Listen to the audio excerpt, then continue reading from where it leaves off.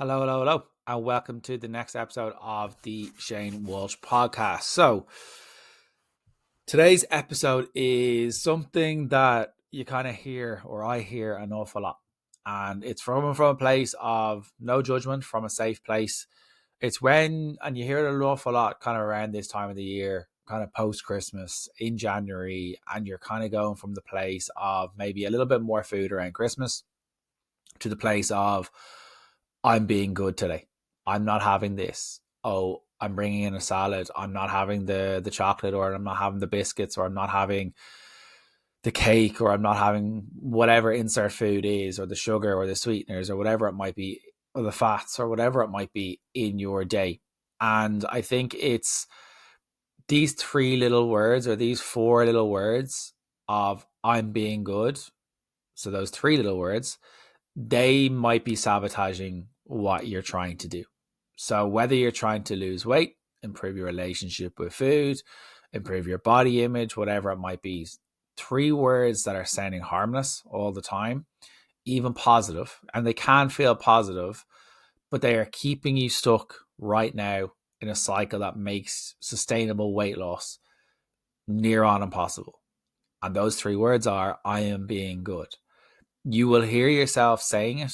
You may not realize you're saying it, but it is definitely something that has been created for you by people around you, parents, clubs, friends, whatever it might be.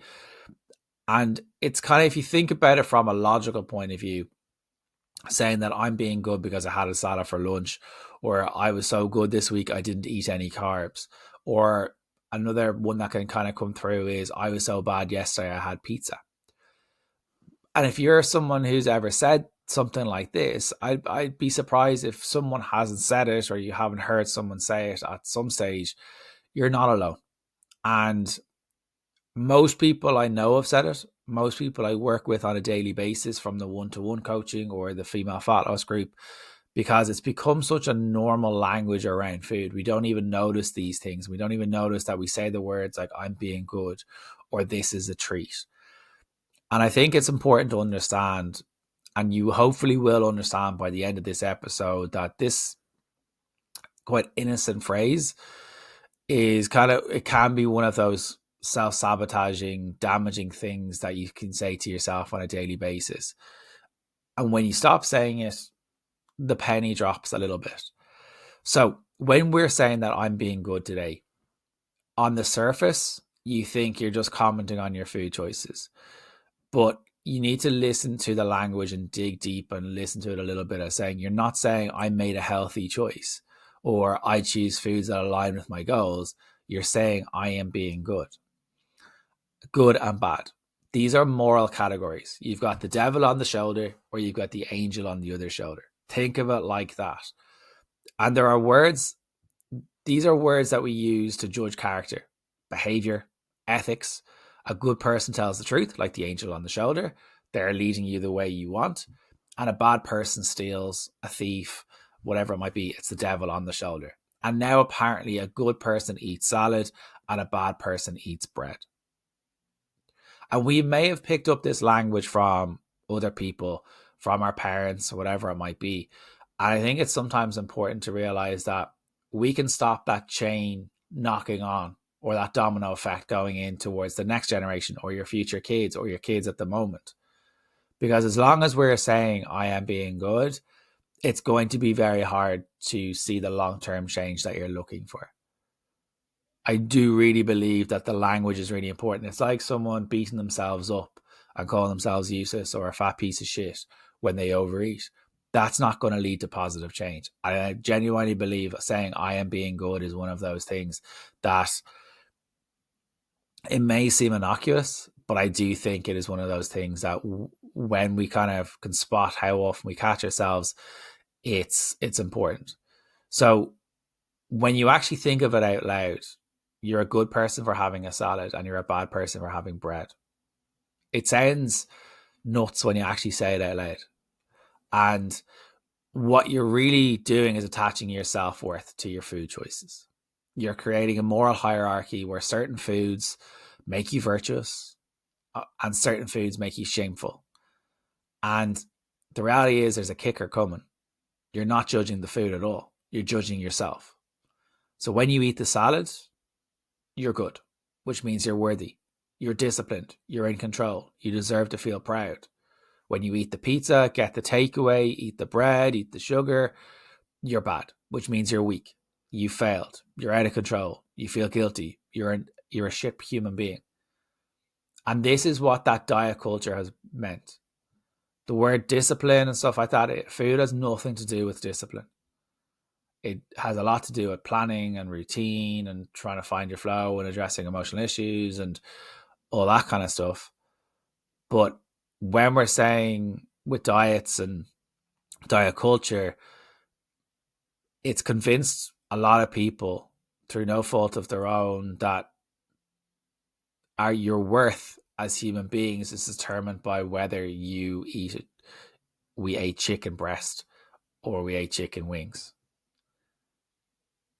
Whether we had more protein in our meals or we had protein for breakfast versus when we didn't. We had sugar rather than we're having a vegetable. So why is this killing your goal? And some people may think this is a real kind of low hanging fruit that I'm kind of going for and clutching at straws. And that's cool. But this seemingly small mindset is and more often than not is kind of stopping people from where they want to go. It creates and kickstarts the binge restrict cycle that a lot of people will get in, the feast or famine mode. So when you're being good, you're usually restricting.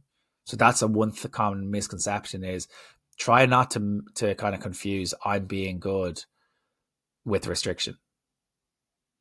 They're similar ideologies. You're being rigid, you're following rules, you're depriving yourself, you're white knuckling through cravings. And how long can you be good for? A day? An hour? 3 days? A week? If you're really motivated? Eventually that chain will break. You break. You eat the bad food in inverted commas, and you usually label yourself as bad because you've already ruined your good streak.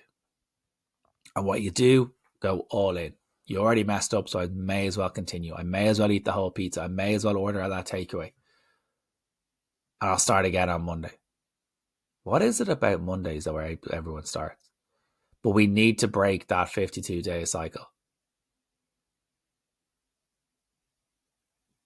And this is the binge restrict cycle. And it's not because you lack willpower or discipline or any other bullshit term that the fitness industry has created. It's because there's a kind of psychological framework that has been created where food is either forbidden or it's a free for all.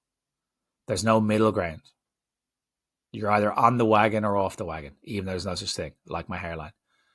It's either good or bad. And here's the thing. Your body doesn't care about your moral categories. Your body just experiences restrictions and then overconsumption. The only reason overconsumption happens is through restriction or emotional distress or emotional dysregulation or poor body image. Restriction and overconsumption are the two settings that most people will default into through no fault of their own, which is the exact opposite of moderation. And moderation and moderate calorie deficit will get you to a sustainable weight loss.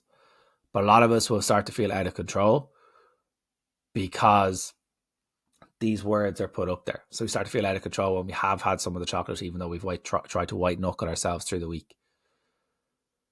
The big thing again is, and second is, it keeps you externally motivated instead of internally connected. When you're focused on being good all the time, you're not asking yourself what you actually need. You're not tuning into hunger. You're not tuning into your energy. You're not tuning into actually, do you enjoy the food? You're just following these rules of whatever diet or diet plan looks good. So when people say, oh, can I have a meal plan? I'm like, no. And people don't like that answer. And I know I've lost people along the way because of that. But meal plans work until they don't work. I remember I asked ChatGPT a while ago, create me a meal plan for the next month in order to lose 0.5 pound of weight loss a week. Just out of curiosity. And what I came up with was the first day was great. Second day was great. But nowhere on that had it got ice cream. And if you've listened to this for a while or you know me enough by now, ice cream is one of the things I love. I enjoy.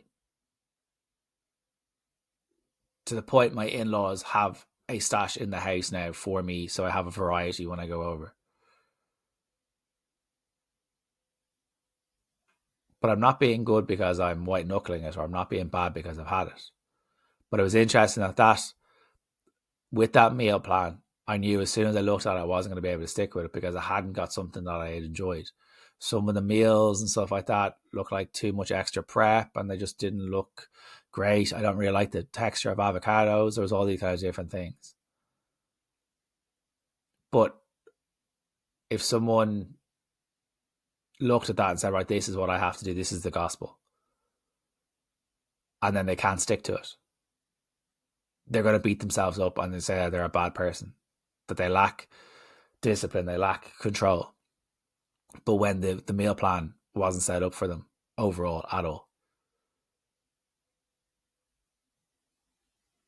The disconnection from what you need and learning how to eat what you want and when you need, and eating to fullness a little bit more often, etc. You never develop the skills to make choices based on how foods make you feel, which satisfies you, what gives you the energy, what your body's asking for. You're just performing this goodness for some external judge, whether it's a diet app, a PT just screaming at you, you need more discipline, six-pack Pete or big belly booty screaming at you, or that voice in your head or your parent or whatever it might be. There's the guilt and shame cycle as well. The triggers, the stress responses. When we get anxious, we lean on foods. When people are out and about and we're at home and we might eat in secret, we will lean on these foods because we don't feel safe. So it's not a good bad feedback. It's more that we don't feel safe. We feel out of control. So when we eat something bad, we feel terrible about it afterwards. And then we feel anxious. We feel defeated. We feel stressed. And what we do when we feel stressed, many of us would eat more. Not through lack of discipline or lack of willpower. Or we say, fuck it, and we abandon the goals completely. But it's like having a car and one tire gets slashed and you slash the rest of them. The shame will not motivate you. You kicking yourself down, or you're seeing a photo of yourself and saying, right, I need to change this. Or weight is going down and you see a photo of yourself and you don't really like it. And then you think that positive change is going to happen out of you. You're saying you look like a worthless sack of potatoes. It paralyzes you. It makes you want to hide. It makes you want to give up. It makes you want to eat your feelings because you already feel so terrible. And that little bit more terrible doesn't help. So how do we break this pattern? We need to stop moralizing the food. One quick and easy way to do it is use the notes on your phone or a piece of paper and start noticing when you do it. Awareness is the key to discovery. A lot of people will say they're self-aware, but self-awareness without actually changing anything is pointless. Self-awareness is great, but if you're not going to change anything from ego or fear or control or whatever it might be, self-awareness is useless, in my opinion. We can have all these stories that protect us about this or that or whatever it might be, but we need to pay attention to that internal dialogue and that external language. So how often are you starting to say, I'm going to be good, or you're there on a Friday night and said, well, I'm being good today, I'm not going to have any wine, or I'm not going to have any food today, or not going to have any chocolate today because I'm being good because it's the third week of January? How often are you labeling yourself as good or bad based off what you eat? Don't judge yourself. That's the big thing. Notice it. Let it come in, let it go, like a wave, in and out. Here you kind of say, right, I notice myself for having a bag of chips. Just notice it. Take a log of it and see after a week how many times you're saying it. Step 2, actively replace the language. Say if I was good today, I ate foods that made me feel more energized. I made choices that align with my goals. Or even just, I had a salad for lunch. Remove the moral judgment. I'm not a better person for adding rocket into my sandwich than not having rocket in my sandwich. Make it neutral, descriptive, fact-based. Instead of I was so bad I had dessert, I enjoyed dessert. I chose to have something that I liked. I had cake for my son's birthday. It was delicious. See, there's no moral judgment and it's less shameful. And it takes time. This feels weird. Your brain will resist. You'll be like, this is a silly exercise. Keep doing it. Keep trying it. Reframe your goals. There was a brilliant video that I saw recently about, I think it's coming out on one of the reels soon, about kind of what to change for 2026. It's one of those reaction videos of like nutrition tips for 2026. And it was along the lines of addition rather than subtraction. Reframe your goals around addition, not restriction. Instead of focusing on what you're not allowed to have and not what you're eating, focus on what you're adding in. That's when I'm working with clients. I'll always say, right, can we add in more? If maybe vegetables are a little bit lighter than is advised or making them feel great, what we try to do is kind of like, all right, let's add in a piece of fruit into your day or add in an extra vegetable with your dinner and start small and go that way. But a lot of people will try to uproot their whole life and then wonder why they can't stick with it and beat themselves up for it. Reframe it. I'm adding more protein to keep me full. I'm adding more vegetables for my nutrients, for my gut health. I'm adding more water throughout the day so I have more energy for my cognitive function. This shift kind of gets you away from that deprivation mindset to an abundance mindset. The next one is practice. How do you get to Carnegie Hall? Practice. And this one's a scary one. It's kind of giving yourself that permission to eat all foods. The more we try to control food, the more we feel out of control of it. That's the irony of it. And I'm not dismissing how serious or overwhelming this can be for some people. But when pizza is forbidden, when it's not bad, when pizza isn't forbidden, when it's not bad, it doesn't make you feel like a failure. When you allow yourself to have it, you'd be less likely to overeat it. Less likely is the key. It's not that you're never going to overeat ever again. It's that it's reducing the chances of it. So it's really, really important. These questions and these tasks aren't about judgment. They're about asking yourself, what do you need? Is food the only thing that I'm using to deal with my stuff? Your body is giving you feedback. So what happens when you stop? If you listen to I think there's like 50 client episodes out there of the podcast. And when people get away from that mindset of that, stop moralizing food, the food guilt disappears. Disappears like my hairline. You're not ruminating about it. You're not beating yourself up for it just because you had something that was a little bit out of routine. Just because something happened or the kids shit itself and you maybe skipped a meal because you had to bring them because they were sick or whatever it might be. You don't try to make up for it. You don't try to over-exercise in order to compensate. A lot of people need to do less in relation to their exercise because they're trying to out-exercise a poor nutrition habit.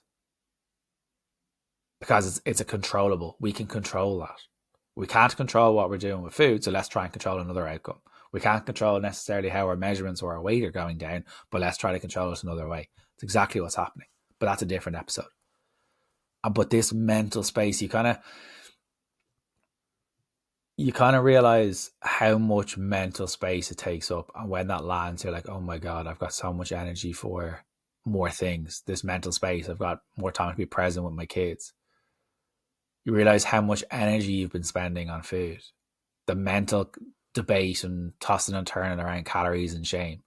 That binge urge fades. You might have a takeaway night with your family every weekend and you enjoy it. And you start to lose weight. You start to go the way you want because it feels sustainable. Because you're eating in a moderate deficit. You're making choices that serve you 70, 80% of the time rather than going from 100%, 120% to 40%.